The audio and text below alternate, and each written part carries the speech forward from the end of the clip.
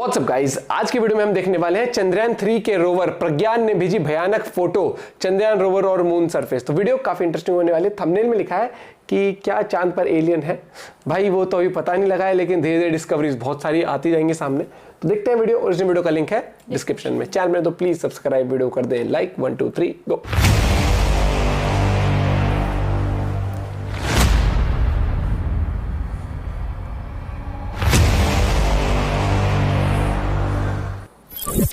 किस बला को कहते हैं एलियन? क्या चांद पर हो सकते हैं एलियन? यदि हां तो क्या एलियन लैंडर पर हमला भी कर सकते हैं? और क्यों 75% मून मिशन हो जाते हैं फेल? चांद के खौफनाक माहौल में कैसे सरवाइव करेगा भारत का चंद्रयान? चांद से आई कामयाबी की और तस्वीर।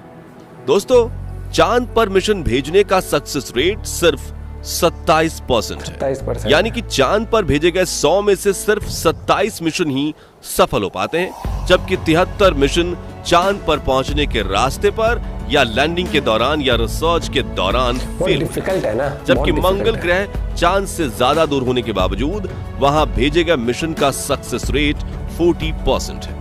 ऐसे में इन मिशंस के फेल या पास होने में से मुख्य 3 चीजें जुड़ी होती हैं। वहां जाने का रास्ता, लैंडिंग और रिसर्च प्रोसेस। सबसे पहले जाने के रास्ते की बात करें तो मंगल ग्रह दूर होने के कारण वहां स्पेस क्राफ्ट को भेजने के लिए लंबा गैलेक्टिक हाईवे मौजूद है, जिस पर चलते हुए कोई भी स्पेस क्राफ्ट आसानी से मंगल पर पहुंच जाता है। जबकि चांद के पिछले हिस्से यानी कि फार साइड, जहां पर चंद्रयान 3 गया है, वहां जाना काफी ज्यादा कठिन होता है, क्योंकि सबसे पहले तो हम धरती पर बैठकर उस तरफ घूम रहे स्पेस क्राफ्ट से सही कम्युनिकेशन नहीं बिठा पाते, और कई बार इसी कम्युनिकेशन गैप की वजह से स्पेसक्राफ्ट अपनी ऑर्बिट से बाहर निकल जाता है और मिशन धरा का धरा रह जाता है। जैसे कि पिछले दिनों भारत से आगे निकलने की कोशिश में रूस ने अपना लूना 25 स्पेसक्राफ्ट को डायरेक्ट रास्ते से चांद पर भेजा था, और जब वो 100 किलोमीटर की कक्षा में घूम रहा था, तभी उसकी ऑर्बिट छोटी करने के लिए रूसी स्पेस एजेंसी ने उसके थ्रस्टर्स इंजन ज्यादा फायर कर दिए और नई ऑर्बिट पकड़ने की बजाय वो अपनी ऑर्बिट से भटक गया और एकाएक चांद पर क्रैश हो गया। इसी के साथ रूस का भारत से आगे निकलने का सपना भी चांद की मिट्टी में मिल गया। लेकिन हमारे चंद्रयान 3 ने इस रास्ते को पार करके चांद तक पहुंचने में जीत हासिल कर ली है। अब बात करें लैंडिंग प्रक्रिया की, तो जैसा कि आप जानते हैं, मंगल ग्रह पर वातावरण है, इसलिए जब भी कोई लैंडर मंगल की सतह पर लैंड होने के लिए वातावरण में प्रवेश करता है तो घर्षण की वजह से उसकी रफ्तार कम होने लगती है और हवाएं चलने की वजह से आखिर में पैराशूट भी खोला जाता है, जिस वजह से मंगल पर लैंडिंग करना आसान हो जाता है। जबकि चांद पर बिल्कुल पतला सा वातावरण मौजूद है। ऐसे में स्पेस क्राफ्ट को अपनी रफ्तार खुद ही कम करनी होती है, और अगर वो नहीं हो सकी तो क्रैश लैंडिंग हो जाती है। इसका सबसे बड़ा उदाहरण है हमारा पिछला मून मिशन चंद्रयान 2। इसमें चांद की सतह से 2.1 किलोमीटर की ऊंचाई पर हमारा चंद्रयान 2 से विक्रम लैंडर का संपर्क टूट गया था, और स्पीड कंट्रोल ना होने की वजह से वो चांद की सतह पर टकराकर तहस नहस हो चुका था। हालांकि खुशखबरी ये है कि चंद्रयान 3 ने इस पड़ाव को भी पार करके सफल लैंडिंग कर ली है। अब बात करें मिशन की सफलता से जुड़े हुए सबसे महत्वपूर्ण और आखिरी पड़ाव यानी रिसर्च मिशन पूरा करने की, तो इसमें चंद्रमा की जियोलॉजी, क्लाइमेट कंडीशन और लैंडर व रोवर की मजबूती काफी महत्वपूर्ण किरदार निभाती है। और इस वक्त चंद्रयान 3 अपने मिशन के इसी मुश्किल पड़ाव से गुजर रहा है। दोस्तों, आपको धरती से तो चांद एक गोला दिखेगा, लेकिन असल में यह अंडाकार है। इंसानों को धरती से चांद का अधिकतम 59% हिस्सा ही दिखाई देता है, जिसे नियर साइड कहा जाता है। और अमेरिका, रूस व चीन जैसे देशों ने अपने सभी मून मिशन चंद्रमा के इसी नियर साइड में किए हैं, जबकि बचे हुए 41% हिस्से यानी फार साइड में आज तक कोई नहीं पहुंच पाया था। लेकिन भारत के चंद्रयान ने वहां सफल लैंडिंग करके एक बड़ा कीर्तिमान रच लिया है। हालांकि गौर करने वाली बात तो यह है कि सिर्फ वहां उतरना ही काफी नहीं है, क्योंकि चांद के इस छिपे हुए हिस्से में कई ऐसे खौफनाक मुश्किलें मौजूद हैं जो भारत के चंद्रयान को तबाह भी कर सकती हैं। साथियों, चांद के इस हिस्से में आज तक हम इंसान ठीक से नजर नहीं पहुंचा पाए, इसलिए हम इसे जगह के बारे में काफी कम जानते हैं।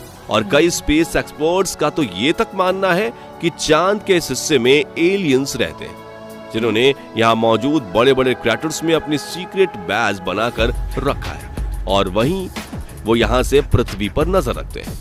कहा जाता है कि आज से 50 साल पहले नासा ने भी अपने मून मिशंस को इसी वजह से बंद कर दिया था और नासा के पहले मून लैंडिंग मिशन अपोलो 11 के एस्ट्रोनॉट नील आर्मस्ट्रॉन्ग और बज एल्ड्रिन ने भी एलियन की मौजूदगी की आशंका जताई थी।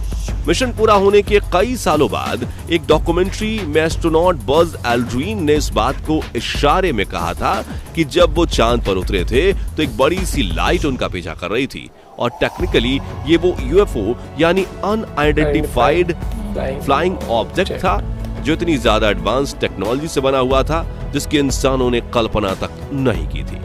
और कुछ देर इनके ऊपर मंडराने के बाद वो चंद्रमा के फार साइड की तरफ चला गया था। यही वो जगह है जहां इस वक्त चंद्रयान 3 मौजूद है। तो क्या सचमुच चांद पर एलियन मौजूद हैं? और अगर हां तो क्या ये एलियन चंद्रयान 3 के विक्रम लैंडर और प्रज्ञान रोवर पर हमला कर सकते हैं, या फिर प्रज्ञान रोवर सीक्रेटली अपने कैमराज की मदद से इन एलियंस की मौजूदगी को कैप्चर कर लेगा?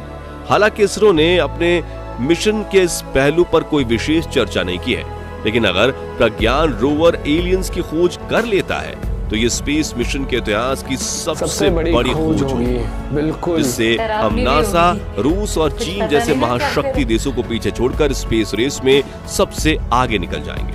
असल में दोस्तों, समय समय पर बहुत से लोगों ने इस तरह की बातें और दावे किए हैं, लेकिन हम आपको बता दें कि ये सब सिर्फ कॉन्स्पिरेसी थियरीज हैं, यानी अपने दावों को सही और सच साबित करने के लिए उनके पास कोई सबूत नहीं है। अब बहुत से लोग इन कॉन्स्पिरेसी थियरीज को सच मानते हैं और बहुत से लोग इन्हें बेबुनियाद समझते हैं। खैर जो भी हो, अब हमारा चंद्रयान 3 चांद के इस इलाके में पहुंच चुका है और आज तो नहीं कल इस रहस्य से भी पर्दा उठ ही जाएगा। लेकिन साथियों, हम इतना स्पष्ट कर देते हैं कि ये कोई जरूरी नहीं कि एलियंस कोई बड़ी बड़ी आंखों वाले लंबे लंबे सिंग वाले डरावने जीव ही हों। एलियंस का मतलब है नई दुनिया का जीव, यानी हमारे पृथ्वी के अलावा इस समय ब्रह्मांड में पाए जाने वाले सभी छोटे और बड़े जीव को एलियन कहा जाता है। यानी चांद पर किसी भी रूप में पानी मिलता है तो वहाँ बैक्टीरियाज और वायरस जैसे एलियन होना भी संभव है। लेकिन फिर भी आपके मन में एक सवाल तो जरूरी आ रहा होगा कि जब चांद पर ऑक्सीजन है ही नहीं तो कोई जीव ऐसे कैसे वहां पनप सकता है? तो इस सवाल का जवाब हमारी पृथ्वी पर मिलता है, क्योंकि पृथ्वी पर कई ऐसे बैक्टीरियाज पाए जाते हैं जिन्हें जीवित रहने के लिए ऑक्सीजन की जरूरत ही नहीं है। इस तरह के बैक्टीरियाज को अनॉक्सी बैक्टीरिया कहते हैं। खैर जो भी हो, हमारा चंद्रयान इससे स्पष्ट करने की कोशिश तो जरूर ही करेगा। इसके अलावा दोस्तों, चांद की जियोलॉजी और क्लाइमेट चंद्रयान 3 के रिसर्च मिशन के लिए काफी मुश्किलें खड़ी कर सकती हैं, क्योंकि वहां का इकोसिस्टम पृथ्वी और मंगल की तरह नहीं है। आपको ये जानकर हैरानी होगी कि चांद की सतह पर पिछले करोड़ों सालों से उल्कापिंड की बारिश हो रही है, जिसने चांद की सतह पर बड़े बड़े क्रैटर्स बना दिए हैं। क्रैटर्स 1 सेंटीमीटर से लेकर 2500 किलोमीटर तक बड़े हैं और इनकी गहराई 10-10 किलोमीटर से भी ज्यादा।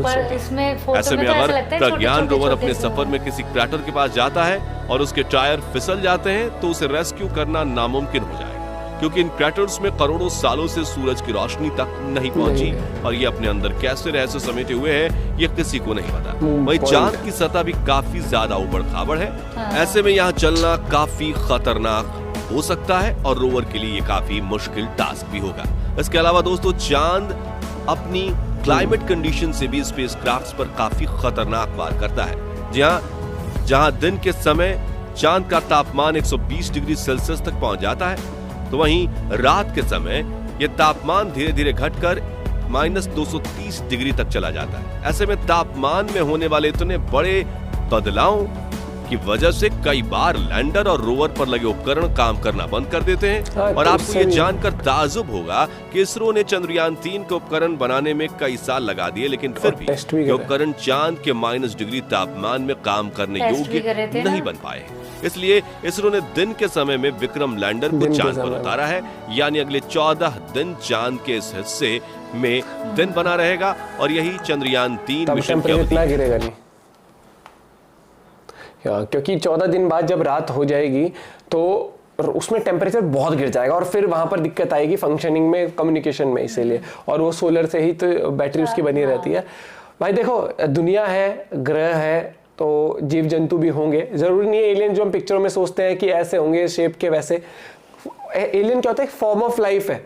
ह्यूमन बीइंग फॉर्म में हो सकता है, एनिमल फॉर्म में हो सकता है, बैक्टीरिया फॉर्म में हो सकता है। तो काफी इंटरेस्टिंग रहेगा। और ये चीज खोज तो गारंटी ले लो भैया, एक दिन जरूर पता लगेगा, चाहे चांद पे या किसी ना किसी प्लैनेट पे और भी है, चाहे वो जानवर के फॉर्म में है, चाहे वो छोटे छोटे फॉर्म में है, किसी भी तरह की, चाहे हम जैसे ही हैं। बहुत चीजें हैं और क्या पता हम तो बिल्कुल भी हम इतने एडवांस है टेक्नोलॉजी में, वो बिल्कुल एडवांस ना हो टेक्नोलॉजी में। तो वही चीज है। तो देखते हैं, बहुत कुछ डिस्कवर करना। ब्रह्मांड बहुत बड़ा है भैया, अंतरिक्ष बहुत बड़ा है और उसको उसकी खोज में हम तो 0.1% भी अभी खोज नहीं पा रहे हैं ब्रह्मांड की। ये चीज तो मानना पड़ेगा भैया। बाकी आपका पॉइंट ऑफ व्यू क्या है इस बारे में जरूर बताना। और अभी बहुत कुछ है, मुझे लगता है कि जो स्पेस में एजेंसीज, जितनी भी स्पेस एजेंसी, बहुत कुछ खोजने के लिए है। और अभी तो ये लगा लो कि कितना भी हम कह लें कि हमने ये हासिल करा है, बहुत छोटे छोटे जो अचीवमेंट होते हैं ना, हमें उसको सेलिब्रेट करना चाहिए। कई बार लोग जैसे वो कहते हैं क्या ही करा चांद पे जाके, भैया हर एक स्टेप होता है और यहाँ तक पहुंचना भी बहुत बड़ी बात होती है। अनपढ़ है वो तो कुछ भी बोल देगा कोई अनपढ़ तो। बाकी आपकी क्या राय है इस बारे में जरूर बताना। और आपके हिसाब से एलियन मतलब कि जो दूसरी फॉर्म ऑफ लाइफ है और हमारे जैसे लोग या जानवर फॉर्म में क्या होंगे, बड़ा दिलचस्प है और कभी तो पता लगेगा जरूर। बाकी जुड़े रहिए, मुस्कुराते रहिए और वीडियोस लाते रहेंगे। Bye bye, take care.